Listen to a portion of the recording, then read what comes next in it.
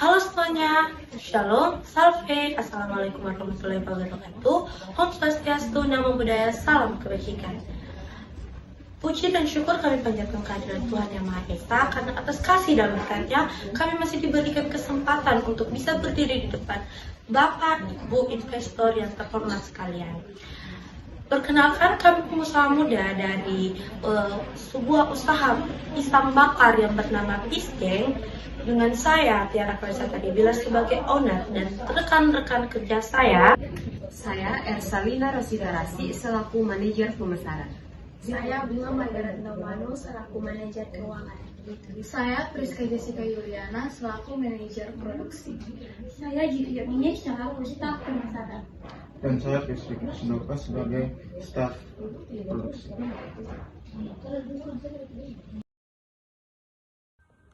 Pisang bakar Pisgeng merupakan suatu makanan lokal yang terbuat dari pisang yang kami olah menjadi sebuah makanan yang kreatif dan inovatif untuk para pelanggan kami. Di sini tentunya di suatu usaha mempunyai yang namanya visi, misi, dan tujuan dalam usaha mereka. Tentu itu juga berlaku bagi usaha kami. Di sini visi dari usaha kami merupakan kami berharap menjadi pelopor dalam industri makanan ringan lokal yang inovatif dan berkualitas tinggi dengan fokus pada pisang bakar yang lezat dan bergizi serta memberikan pengalaman kuliner yang unik dan menyenangkan bagi para pelanggan. Tentunya di sini kami memiliki dua misi, yaitu yang pertama menyediakan pisang bakar yang dibuat dari bahan-bahan yang berkualitas tinggi dengan proses produksi yang higienis dan standar keamanan pangan yang ketat. Yang kedua, mengembangkan berbagai varian rasa pisang bakar yang kreatif dan inovatif untuk memenuhi selera pelanggan yang beragam. Tentunya di sini kami memiliki tujuan, baik tujuan jangka pendek, tujuan jangka menengah, dan tujuan jangka panjang. Tujuan di sini dibagi menjadi 2 poin, yaitu di mana tujuan jangka pendek 2 poin, tujuan jangka menengah 2 poin, dan tujuan jangka panjang 2 poin. Yang pertama akan saya paparkan adalah 2 poin tujuan jangka pendek kami, yaitu memperkenalkan produk dengan cara mengikuti bazar atau pameran lokal dan mempromosikannya melalui media sosial. Yang kedua adalah meningkatkan kualitas produk dengan cara bereksperimen dengan berbagai varian rasa. Yang kedua ada tujuan jangka menengah. Tujuan jangka menengah yang pertama adalah bekerja sama dengan layanan pengiriman makanan online. Dan yang kedua adalah membuka cabang outlet baru di lokasi yang strategis untuk meningkatkan aksesibilitas produk kepada pelanggan. Yang ketiga adalah tujuan jangka panjang. Di sini tujuan jangka panjangnya ada 2. Yang pertama adalah menjadi merek pisang bakar terkemuka di seluruh Nusa Tenggara Timur dengan jaringan distribusi yang luas dan kuat.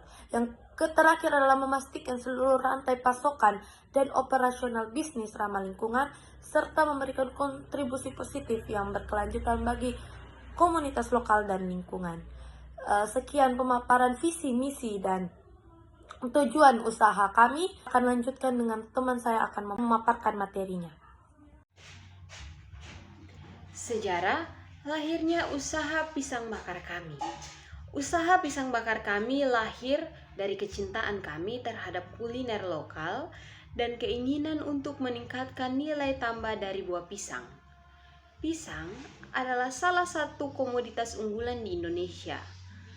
Dan kami ingin menghadirkan makanan ringan yang tidak hanya lezat, tetapi juga menyehatkan.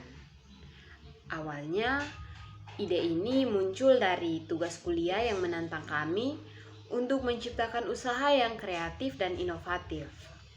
Melihat peluang besar di bisnis makanan ringan, kami memilih pisang sebagai bahan dasar karena kandungan nutrisi yang tinggi.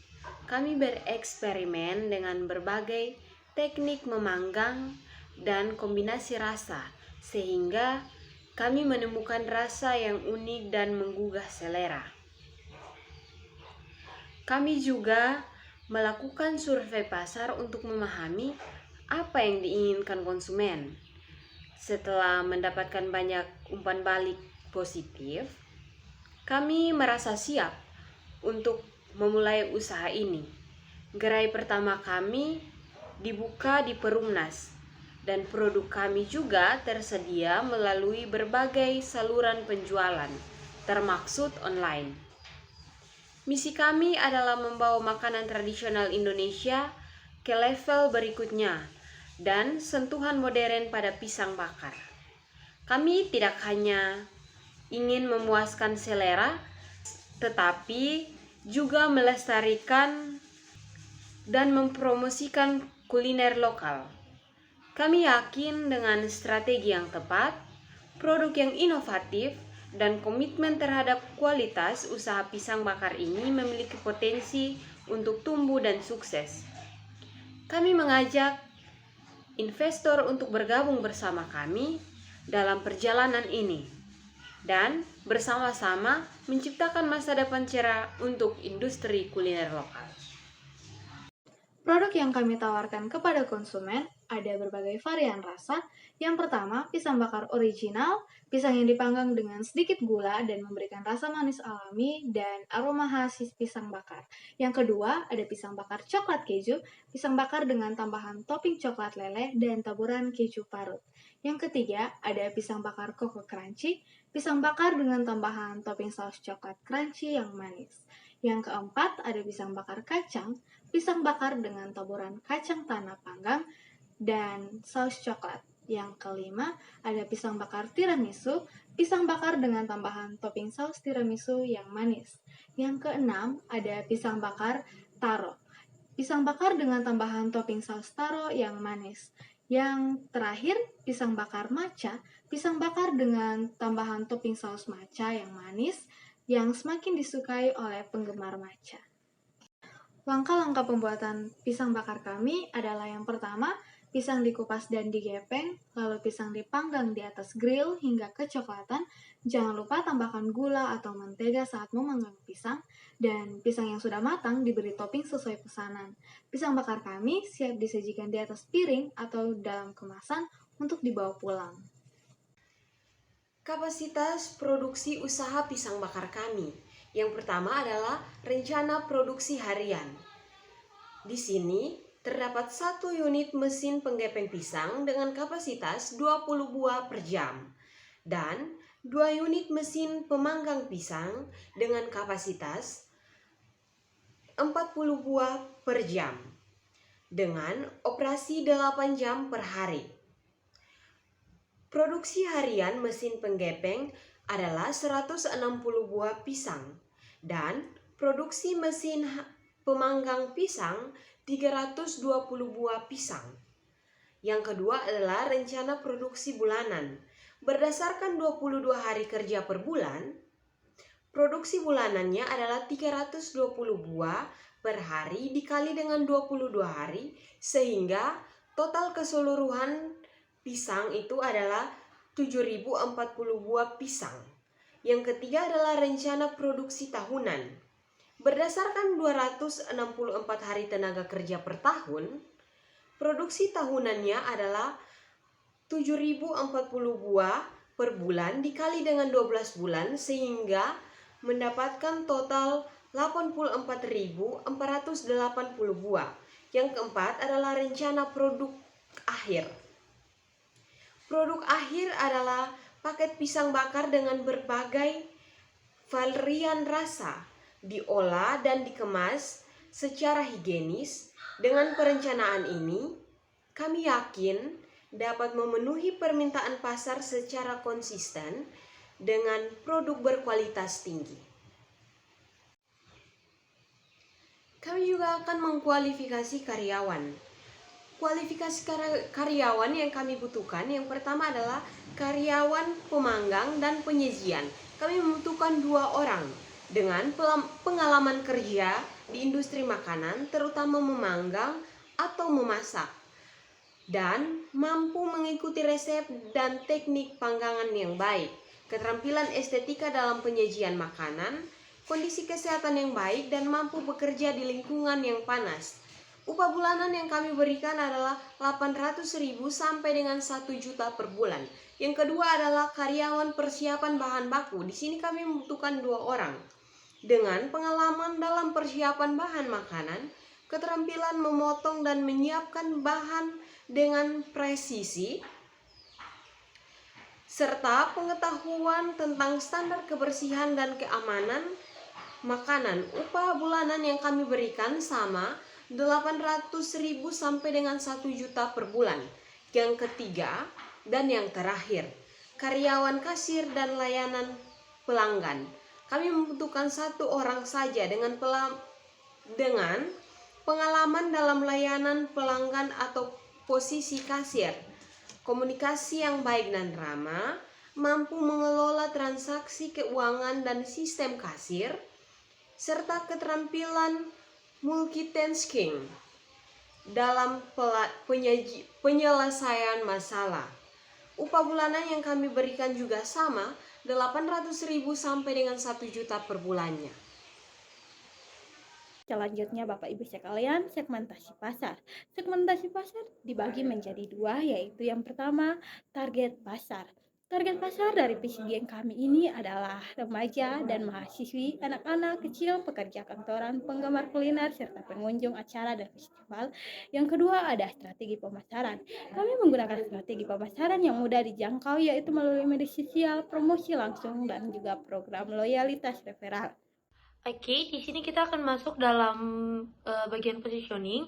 Nah, di sini kami menganalisa kompetitor dari usaha kami.